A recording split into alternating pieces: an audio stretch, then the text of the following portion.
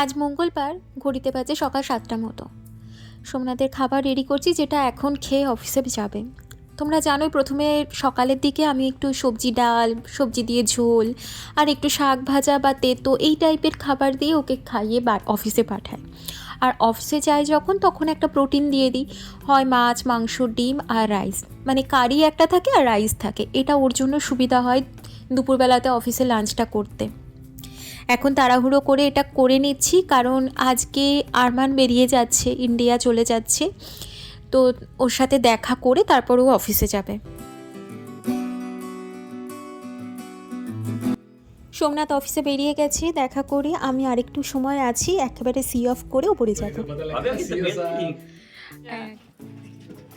ये तू काट लिया, काट ले भाई।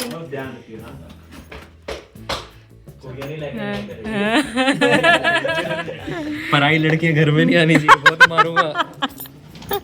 तू काट लिया, हमारे घर की शुद्धता खराब नहीं होनी। काट लिया, काट है ना। परफ्यूम लगाओ,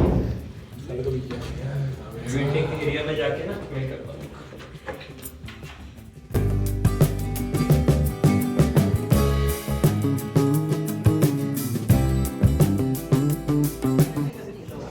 खराब हो गया ना, काली हुआ ना खराब, बहुत दिनों में खराब है। ये खराब ही रहता है, कितना दिन ठीक रहता है वही पता नहीं चलता है। हाँ, ज्यादातर खराब ही रहता है। हाँ,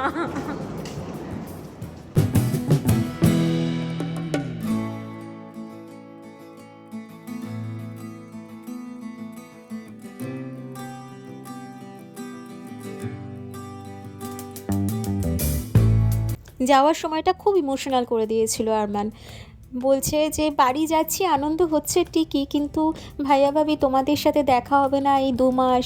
প্রত্যেক উইকেন্ডে আমরা দেখা করতাম, খেলাধুলা, খাওয়া দাওয়া একসাথে করতাম, ওগুলো খুব মিস করব। একটু মন খারাপ লাগছিল। ठीक है बाबा। हाँ हाँ हाँ, चल चल चल, ध्यान रखना, रोना नहीं। नहीं रोऊंगी नहीं। हाँ चल, सब, ध्यान रखिए। हाँ हैप्पी जर्नी। और मिलते हैं, ठीक है आप भी।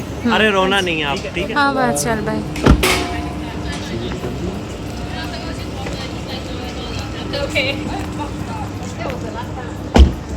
Bye bye bye.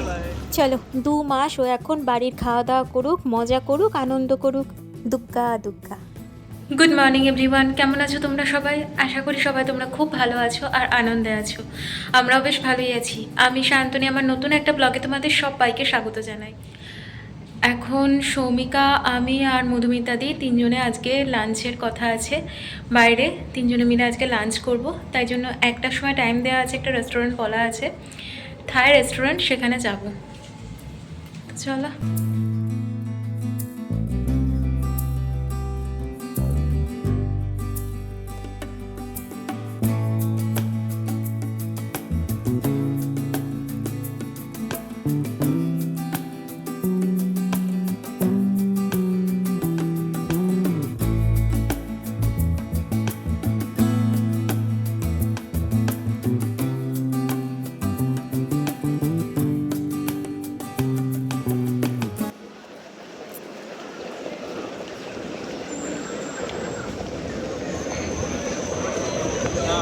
It's all right.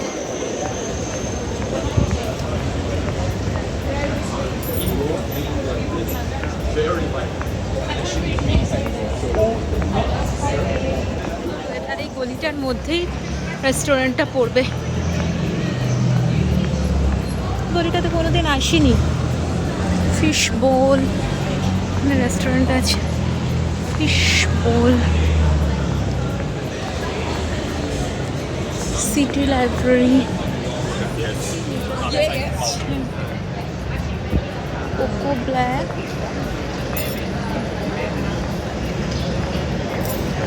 দো প্যাটং সামনে রয়েছে থাই রেস্টুরেন্ট। পৌঁছে গেছি প্যাটং। এটা ফ্লিন্ডার্স লেনে, মানে ফ্লিন্ডার্স স্টেশনের ওখান থেকেও ফ্লোরার সামনে দিয়ে যে রাস্তাটা চলে গেছে, সেখান দিয়ে ডান দিকে একটা গলিতে গেলেও এটা পড়ে। আবার আমি যেমন কলিন্সে নেমে সেখান থেকে একটুখানি হেঁটে ওই 200 মিটার মতো হেঁটে এটা পেলাম। সৌমিকা আর আমি অনেক দিনই ঠিক করে রেখেছিলাম যে দুজনে একসাথে লাঞ্চ করব। আজকে মধুমিতা দিও আসছে, মধুমিতা দিও জয়েন করে যাচ্ছে। আর রেস্টুরেন্টটা আমাদের সাজেস্ট করেছে সৌমিকাই, কারণ সৌমিকার অফিস পাশেই। ও অফিস আওয়ার্সে কিছুটা লাঞ্চ টাইমের জন্য টাইম বের করে 1.5 ঘন্টা 2 ঘন্টা মতো আমরা একসাথে তাই জন্য লাঞ্চটা করছি। সৌমিকা চলে এসেছিল, অপেক্ষা করছিল আমার জন্য। আর মধুমিতাদি আসছে, মানে রাস্তায় রয়েছে। কী কী খাবার পাওয়া যায় সব কিছু আমি দিয়ে দিয়েছি, তোমরা জুম করে পজ করে দেখে নিতে পারো।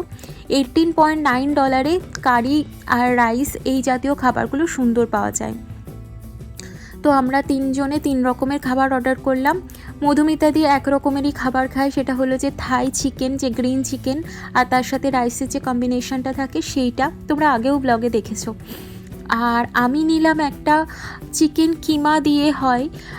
এই খাবারটা আমি সিডনিতে একবার খেয়েছিলাম, খুব ভালো লেগেছিলো, তাই জন্য আজকেও খেয়েছি। তার সাথে ডিমের পোচ আছে, তার সাথে ফিশ অয়েল সার্ভ করে, যেটা খুব একটা দরকার লাগেনি। এই যে আমার খাবারটাও চলে এসেছে।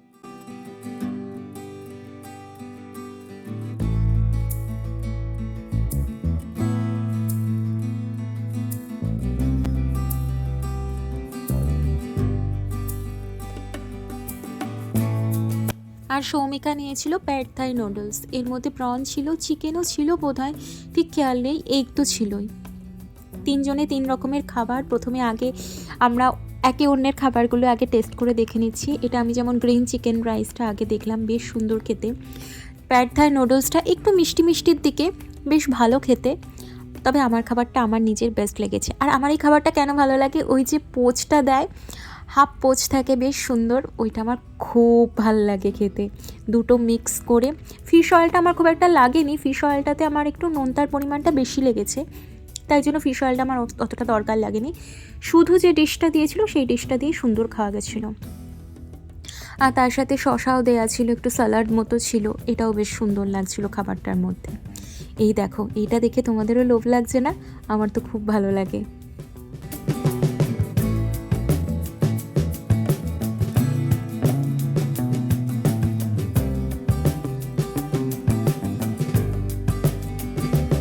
তোমরা যারা থাই খাবার খেতে ভালোবাসো তাদের জন্য হাইলি রেকমেন্ড করলাম, ভীষণ ভালো, পকেট ফ্রেন্ডলি।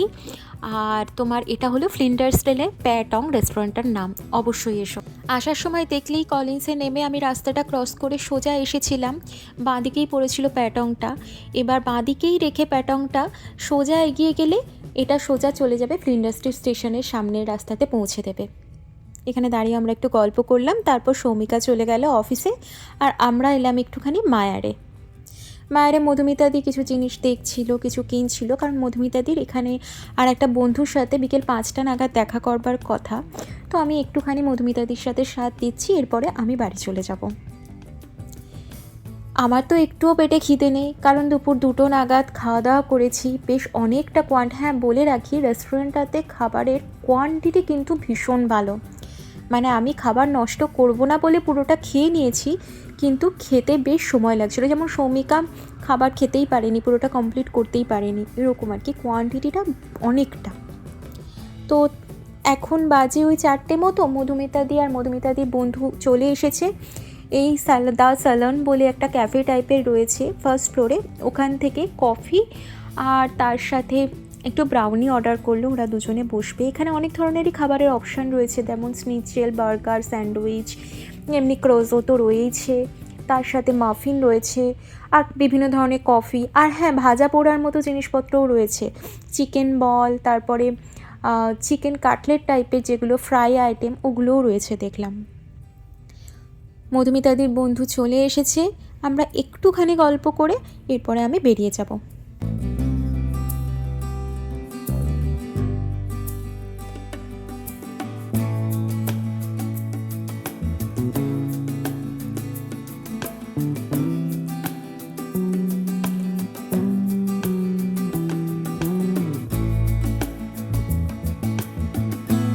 আগের ব্লগে তোমাদের দেখিয়েছিলাম কীরকম লাইন পড়েছিল, সেটা মনে হয় শুক্রবার ছিল।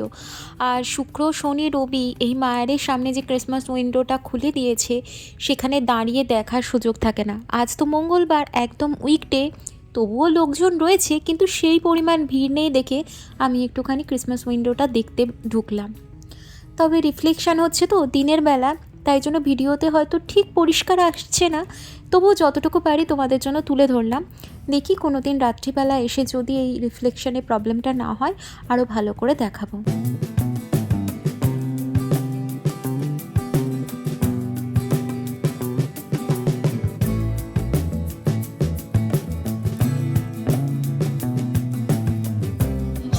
Must be perfect. Each gift must be nice. Music hall is over in the botanical gardens on the other side of the river. Soumika Japan বেড়াতে গেছিল। এগুলো হলো মাছা কিটক্যাট, আর একটা এই যে রয়েছে, এই যে জাপান লেখা ফ্রিজ ম্যাগনেটটা নিয়ে এসেছে। আমার এখানে ফ্রিজ ম্যাগনেট অলরেডি 3খানা জমা হয়ে গেল। আমার ভীষণ ভালো লাগে ফ্রিজ ম্যাগনেট কালেক্ট করতে। এইটা শুধু আমার নিজের কেনা, এটা সৌমিকা দিয়েছে, আর এটা তো তৃষা দিয়েছে। ঘরে 3খানা পাউরুটি ছিল। সোমনাথ অফিস থেকে ফিরছে, এখন বাজে ঘড়িতে 6টা মতো। কি জানি, আমি আর ওই মায়ের সামনে খানিকক্ষণ দাঁড়িয়েছিলাম। যাই হোক না কেন, খুব রোদ্দুর ছিল তো, মাথাটা ভীষণভাবে ধরে গেছে। তাই জন্য বেশ আদা, এলাচ, তারপর দারচিনি দিয়ে মশলা টি বানাচ্ছি একদম। এই টিটা বানাতে শিখেছি আমাদেরই এই অ্যাপার্টমেন্টেরই একটা বন্ধুর থেকে। সে ভীষণ ভালো মশালা টি বানায়, ও মহারাষ্ট্রের। মানে ওদের বাড়িতে নাকি দুধ চা বানালেই বা চা বানালেই, মানে এমনি নর্মাল দুধ দিয়ে নর্মাল চা হয়ই না, বাড়িতে সবসময় মশলা টিটাই হয়। তাই জন্য ওরা খুব ভালো বানাতে পারে, ওর থেকেই শিখেছি। তো আজকে আমি ওভাবেই বানাচ্ছি। আর একটুখানি খুব একটা কিছু নয়, ডিম পাউরুটি টাইপের, মানে যেরকম ফ্রেঞ্চ টোস্ট করে ওরকম একটু বানিয়ে দিচ্ছি, সোমনাথের অফিস থেকে এসে একটুখানি খাবে বলে। আর আজকেও আমি ডিমের মধ্যে দুধ দিয়েছি, তার মধ্যে একটু চিনি দিয়েছি, যেহেতু এর মধ্যে পেঁয়াজ লঙ্কা কিছু না দিয়ে করছি। ফ্রেঞ্চ টোস্টটা একটু মিষ্টি মিষ্টি ভালো লাগে তো, তাই জন্য। সোমনাথের আবার 7:30 থেকে পুরো চলবে, মিটিং রয়েছে, রাত্রিবেলা খেতে একটু লেট হবে। তাই জন্যই এখন বিকেলবেলাতে অফিস থেকে এসে একটুখানি খাবারটা ভরপেট খেয়ে নিচ্ছে। আজকে চাটা কিন্তু মারাত্মক ভালো হয়েছিল। এতদিন শুধু আদা আর এলাচ দিয়ে চা করছিলাম, আজকে বানিয়েছি আদা, এলাচ, গোলমরিচ, দারচিনি। প্রথমে জলের মধ্যে দিয়ে অনেকক্ষণ ফুটিয়ে নিয়েছি, তারপর তাতে চায়ের লিকার দিয়েছি, চিনি দিয়েছি, সেটাও ফুটিয়ে নিয়েছি, তারপর শেষে দুধ দিয়ে 2 মিনিট ফুটিয়ে সেটাকে নামিয়ে নিয়েছি, দিয়ে একটু ঢাকা দিয়ে রেখেছিলাম, যার ফলে ফ্লেভারে ভরপুর চা হয়েছিল। মাথা ধরা একদম ছেড়ে গেছিলো, কটাং করে সেই মাথায় লাগে যেরকম, সেরকম লাগছিল। খুব ভালো লাগলো চাটা খেতে। এখন আমি রাতের খাবারের জন্য খাবারটা বানানো স্টার্ট করে দিয়েছি। একটু বাসা ফিলেছিল ফ্রিজে, সেইটাতেই আমি একটু সর্ষে গুঁড়ো, নুন, হলুদ গুঁড়ো, তারপর একটুখানি কাশ্মীরি রেড মির্চ পাউডার, একটু দই, সর্ষের তেল, কাঁচা লঙ্কা দিয়ে ম্যারিনেট করে রেখে দিচ্ছি। এইটা জাস্ট মাইক্রোওভেনে ঢুকিয়ে করে নেব, 6 থেকে 7 মিনিটের জন্য হয়ে যাবে। ও হ্যাঁ, একটু পোস্তও দিয়েছিলাম। এবার পোস্তটা অনেকটা বেটেছিলাম, বাকি পোস্ত বাটাটা দিয়ে ভাবছি একটু পোস্তর বড়া করে খাবো। কদিন ধরে আমার মা খুব বলছে পোস্তর বড়া করে খাচ্ছে, সেই থেকেই আমার খেতে ইচ্ছা করছে। পোস্ত বাটাটার মধ্যে একটুখানি পেঁয়াজ, কাঁচা লঙ্কা, একটু নুন, হলুদ গুঁড়ো সমস্ত কিছু দিয়ে মেখে রেখে দিলাম। আর ময়দা দিয়েছিলাম আর বেসনও দিয়েছিলাম, খুবই অল্প অল্প পরিমাণে। একটু জল বেরোবে তো, ওইটা আবার পরে ভাজার আগে আরেকটুখানি ময়দা ওর সাথে মিশিয়ে নেব।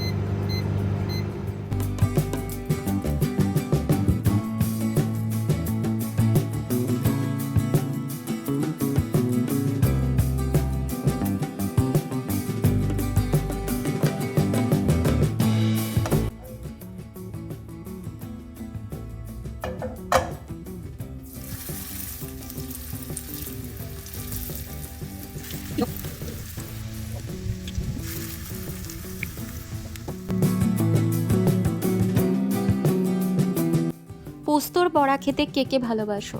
আমার তো এত ভালো লাগে, আমি পোস্তর বড়া দিয়ে গোটা ভাত খেয়ে নিতে পারবো, কিন্তু অতগুলো খাবো না। তবে বেশ খানিকটা, অনেকগুলোই হলো। ওইটুকু পোস্ত থেকে বেশ পাতলা পাতলা করে করেছি তো, অনেকগুলোই পোস্তর বড়া বেরিয়ে এলো। একটুও পোস্ত নষ্ট করা যাবে না, তাই জন্য খুন্তিতে যতটুকু লেগে আছে সেটুকু আবার দিয়ে দিলাম। বেশ সুন্দর গায়ে যে পোস্তর দানা দানা ব্যাপারটা সেটাও এসেছে। পোস্তর বড়া করবার জন্য পোস্তটাকে খুব মিহি করে মাটলে হয় না, তখন গায়ে ওই দানা দানা ব্যাপারটা আসে না। আর ওই দানা দানা ব্যাপারটা যদি না আসে, পোস্তর বড়া খাচ্ছি ঠিক মনে হয় না। আর পোস্ত ব্যাপারটার মধ্যেই একটু ঝাল ব্যাপারটা থাকেই, মানে পোস্তটা একটু ঝাল ঝালই খেতে ভালো লাগে। তাই পোস্তর বড়ার মধ্যেও যতটুকু ঝাল খেতে পারো ততটা কাঁচা লঙ্কা দিও। মুখে ওই কাঁচা লঙ্কাটা পড়বে, আহা, স্বর্গীয় অনুভূতি। তোমরা কারা পোস্তর বড়া খেতে ভালোবাসো অবশ্যই কমেন্টে জানিও, দেখবো আমার সাথে দলে কে কে রয়েছে। ওই যে ফ্রেঞ্চ টোস্টটা বানালাম না, এইটুকু ডিম পড়ে রয়েছিল, তার একটু তেলও রয়েছে। ভাবলাম যে ওইটুকু ডিম ফেলেই বা কেন দেব, একটু ডালের সাথে পাতে অল্প একটু ভাজা করে খাওয়াই যায়, ভালোই লাগবে ভুজিয়া মতো।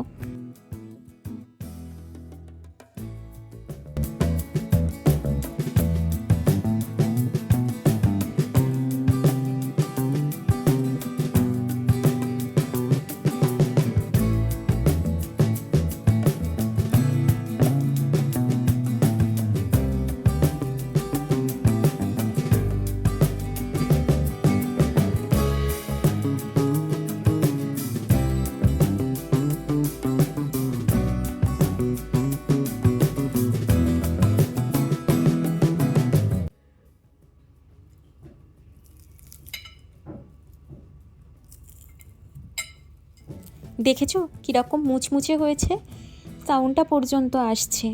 ভিডিও করতে করতে তো একটুখানি দেরি হয়েই যায় সব কিছু সার্ভ করতেও, কিন্তু ভীষণ মুচমুচে হয়েছিল। একটু পাতে ডাল আর ডিম ভাজাটা দিয়েও খেলাম। আর মাছটা তোমাদের বলছি, ঝটপট কিচ্ছু যদি করতে না ইচ্ছে করে, মাছ এরকমভাবে করে খেতে পারো। ভেটকি মাছ বা যে কোনো মাছের ফিলে বলো, অনেকক্ষণ ম্যারিনেট করে রেখে দিলে, তারপর সেটাকে মাইক্রোওভেনের মধ্যে ঢুকিয়ে দাও, দেখবে অসাধারণ টেস্টের বেরিয়ে আসছে মাছের গ্রেভিটা। আর এটা তোমরা চিংড়ি মাছ দিয়েও করতে পারো। চিংড়ি মাছের ভাপা যেভাবে করে, ওটা যদি মাইক্রোওভেনে 7-8 মিনিট ঘুরিয়ে নাও, 7-8 মিনিটও লাগে না, 5-6 মিনিটের মধ্যেই রেডি হয়ে যায়। মাছটাও খেতে অপূর্ব হয়েছিল। দইটা কিন্তু মাস্ট, দইটা সর্ষের সাথে খুব ভালো যায়। আমি ইলিশ মাছও এভাবেই করে থাকি, ইলিশ মাছের ভাপা টাপা করতে যায় না, কিন্তু ভাপার টেস্ট আর এরকম মাইক্রোওভেনে যদি ভালো করে মাইক্রোওয়েভ করে রান্নাটা করা হয়, একই টেস্ট আসে। যে মাছগুলোই তুমি না ভেজে করতে চাইছো, মানে একদম কাঁচা মাছকে ভাপিয়ে করতে চাইছো, সেই মাছগুলোই এইভাবে মাইক্রোওয়েভে তুমি করতে পারো, ভালো খেতে হয়। দেখো বাজে ঘড়িতে 11:17 বাজে। শুতে যাচ্ছিলাম, 11-18 বাজে শুতে যাচ্ছিলাম, জাস্ট লাইটটা অফ করে দিতে যা, তো লাইট জ্বললে তো বোঝা যায় না, লাইটটা অফ যে করেছি দেখছি যে মা কিছু একটা জ্বলছে, এখনও প্রদীপটা জ্বলছে, সন্ধে কখন দিয়েছি। চলো আজকের ভিডিওটা তাহলে এখানেই শেষ করছি। যদি কিছু ভালো লেগে থাকে, ছেড়ে যাওয়ার আগে অবশ্যই চ্যানেলটা সাবস্ক্রাইব করো, লাইক করো, আর প্লিজ কমেন্ট করে জানিও তোমাদের কেমন লাগছে। দেখা হচ্ছে নতুন একটা ভিডিওর সাথে, নতুন একটা দিনের সাথে। ততদিন পর্যন্ত সবাই ভালো থেকো, সুস্থ থেকো। আজ আসি, টাটা।